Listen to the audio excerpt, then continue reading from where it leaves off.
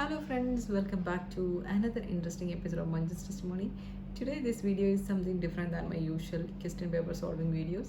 If you are new over here, my name is Manjusha. I am doing OET related content videos, and if you haven't subscribed to my channel, kindly do subscribe and press the bell icon so that you will get all notifications when I upload my videos. So without any lag, let's go to the video. There are so many candidates over there who are literally struggling to pass OET. After putting a lot of effort, they are really struggling. What is the reason behind that? So in this video, we are going to analyze this question in detail, and I will tell you 10 feasible solutions that will definitely help you to pass your OET. Let's see what are the points. So the first point is mindset. Having the clear mindset is crucial in OET. So it is very important that you have to dedicate your 100% effort to OET.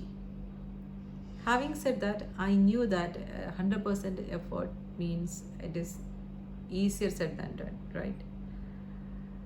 So here comes the importance of motivation. We have to be energetic, enthusiastic, and proactive to push ourselves on the track to pass OET. So this 3 months time is not that you are going to study something. You have to live in OET. Your complete focus should be in OET. So being motivated is pivotal when we take steps into OET. Okay, so that's about mindset. The next point is focus. What is meant by focus? As I told you, the 3-month time you have to live in OET.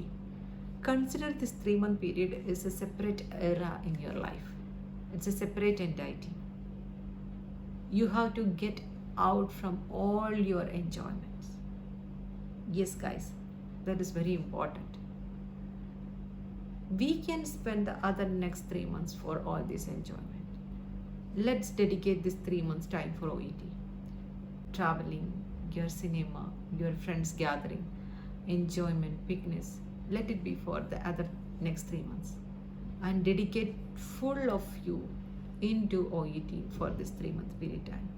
3-month period is very short period of time, right? It is not like a complete year. This is a very short period of time. So it is possible, it is practical to cut all these type of steps, and complete focus should be in OET. So this is all about focus. Having a clear mindset and focus is very, very important if you are going to start your OET journey. It will definitely help you to pass your OET in your first attempt in your desired time frame. Okay. So the next point is distractions. There are so many distractions which will hinder our practice. Distractions like job burden, then family responsibilities, child care. Sometimes financial downside is also a problem. So all these distractions differ between people. It is not the same for all. So finding out a solution which is general, it is not applicable to everybody. So what you have to do is to understand your background, your problem, your hindrance, and try to find out a solution, a feasible solution. For example, if childcare is your problem, if you're responsible to take care of your babies, try to get a babysitter for a 3-month period time. That is a feasible solution, right? Or if you are struggling with your job responsibilities, your job duties, why don't you have a talk with your manager and set your duties matching with your practice time?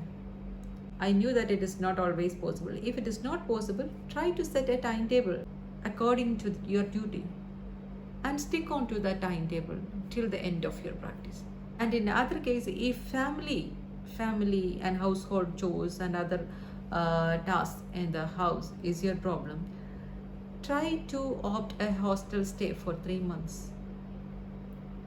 If your situations agree, you can go to a hostel and complete your course, then come back. So this is also a feasible solution. So these all are some examples that I can put forward to you. So in this way, try to find out some feasible solutions for your problem. This is important, guys, because if we have distractions, this time period that we are going to dedicate for OET is going to be worthless. If all these alternatives are not going to be well with you, I would recommend it is not the time for you to start your OET journey. Don't jump into OET in a hurry. You can do a startup by watching some videos from YouTube, or watching some academies live in FB, or you can either join some public groups, public WhatsApp group or Telegram groups, from where you can grab some ideas about OET and get a basic about OET. And when you get all your background clear, you can start your intensive practice. You can join a coaching center. So I won't recommend you to start your OET journey in a hurry. Always make sure that your background is supportive to help you move forward. Then only you can crack your OET, because it's really need concentration, focus and clear mindset. Now we have clear mindset, focus, and we avoided all the distraction. Next, to start the practice, the training. The next step is to find out a training center. Sometimes there is a question whether we really need a coaching center. Can we study by self? The answer to this question is up to you.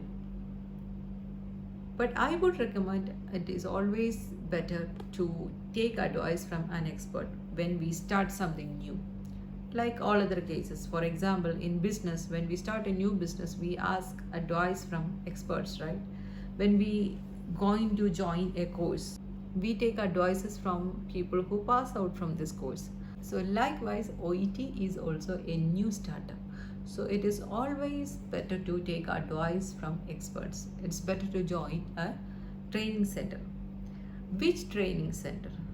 Which is the best training center? That you have to research and select a best training center where you can start your OET journey. Ideally, 3-month practice is enough. If you have a clear mindset and focus, 3-month practice is more than enough. You can book your exam date after 3 months. But if you have experience already in OET, or if you are trying to write a few modules, you can go for a 15 days crash course. That's also enough. Okay. So that's about training. The next point, and the most neglected point, is effective utilization of your tutors. What I meant from this, actually this point is specifically applicable to Indians. We people are really brilliant, guys. We are really brilliant, but the problem, we don't know how to express us. We have so many inhibitions. We have been trained like that. This is not our problem. We have been trained like that, not to talk. We are over polite. We express our over politeness by inhibitions. We don't know how to speak out.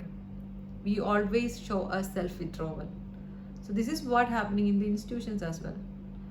We join the institution, but whatever doubts we have, we just keep quiet. We won't ask anything. Please should not be like that. Ask your doubts on time. Clear all your doubts. Don't let you with any of the doubts. Clear your doubts with your tutor on time. And ask any of the doubt, even if it is a silly mistake, silly problem, even if it is a silly doubts, ask loudly. Because you are the one paying. You have to get benefit for this payment, right? So please speak out. Please don't be embarrassed to ask questions, ask doubts. We are going to start a new thing. We are going to learn a new thing. Obviously, we will get so many doubts. So tutors and the institutions are there to help us. So get out of all your inhibitions and start to speak out. And one thing you have to understand, that we study these OET and all these English language tests to go abroad, right? Not to live in India, not to do job in India. So in abroad, their culture is different. They are not like Indians. They're not like airlines. They want smart people. They don't want somebody who is introvert or somebody who cannot speak out to the public or to other people or to a group of people. They want somebody who is smart enough. So the best way to improve your smartness is to improve your communication. Okay, so always speak out your doubts. Try to use your tutors the maximum. Abuse them. What I mean from abuse is to put all your effort to grab the knowledge from their brain to your brain. Okay, so please utilize your tutors at its maximum. That is the most neglected point. We go to the institution, we just heard what they are teaching and we just let us go. This is not the way it should be. Okay, so that's about utilization of tutors. Then the next point is practicing. So we join the institution and then we start thinking that the institution or the academy is everything. No, it is not like that. The academy can help us, they can provide us materials, then they will clear our doubts, but their role is just 25%. The next 75% is in your hand. You have to work for you. The academies give you the materials and you are supposed to do the materials, right? Even if you don't do, they will insist you to do. So you will definitely do the materials, but this is not enough. This is just a part. You need n number of materials to learn, n number of materials to study. So that means you have to get materials from outside sources as your own and practice. If you have some doubts in between, ask your tutors.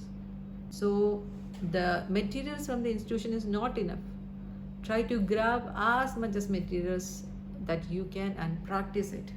Okay, and practice as maximum as you can. Practice is very important.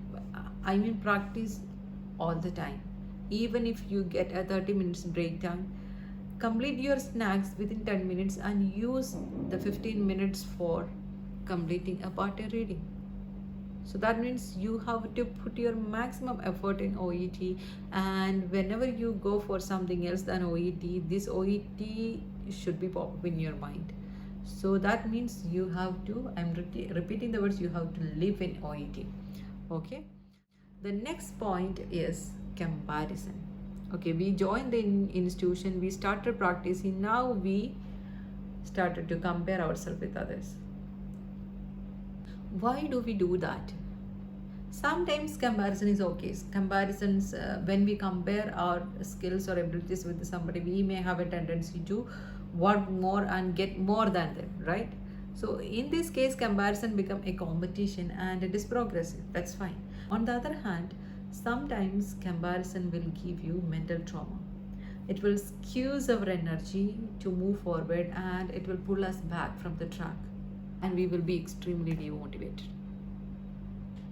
So stop comparing yourself and compare your old version with your new version. Don't ever compare yourself with others. Okay, so that is all about comparison. Stop comparing your skills and capabilities with others. Always invest your time to study yourself, your improvement and your skills and your capabilities, your weakness and strength. Okay, next point is getting confidence to write the exam. When can I write the exam? This is a big question, right? All of us have this question. Guys, there is no point where we get 100% confidence because the learning never ends. Whenever we get a new material, there is also something new to study. So learning never ends. You never pick the exam date if you're waiting to get 100% confident. Okay, so ideally you can book the exam date after 3 months of practice if you have the right mindset and focus. It is more than enough. 3 month practice is more than enough. But if you're not confident enough, just wait for a few more months and train yourself better and write the exam. Don't wait to get 100% confidence. Okay, the last point is exam day. This is the most crucial day where we put all our efforts for the last 3 months into the paper. So all people are so tensed for the exam, and I don't know, people are so tensed and they will study up to the previous seconds of exam. I don't know for what. Literally, no need. You cannot study anything which was not studied for the last 3 months in the last seconds. Just relax. Just relax. You put your effort for the last 3 months in OET. This is the time of your exam. Just relax. Stop all your studies just one day ahead of the exam and do something which is joyful to you. You can go with your partner outside for a coffee, or you can spend your time with your children, or watch a film. Just be relaxed. That's it. Don't be tense too much. Eat something sweet. You can also have some sweets to the exam room if you can wrap it as in clear paper or clear cover. That's fine. So the exam day is something where you need a complete relaxation. Okay, and I have one more point to add this. In the very exam day, there are a few candidates, they may have a special tendency to impose tension on you. For example, I remember one candidate, she was there, she came for just speaking exam only.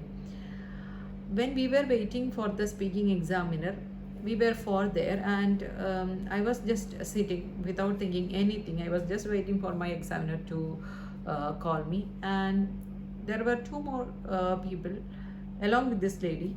The other people were so tensed and they were trying to recall all the speaking topics and all the sentences what they have learned.